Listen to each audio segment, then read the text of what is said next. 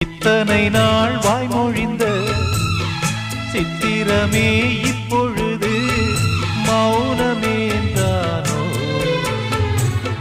மின்னலென மின்னிவிட்டு கண்மறைவாய் சென்று விட்ட மாயம் நீதானோ? உன்னால் வந்த காதல் உன்னால் தானே வாழும். என்னை நீங்கி போனார் உன்னை சேரும் பாவம். எனக்கொரு அடைக்கலம் வழங்குமோ உன் இதயமே?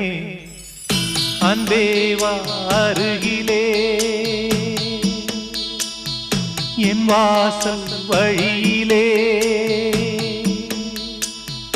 உல்லாச மாளிகை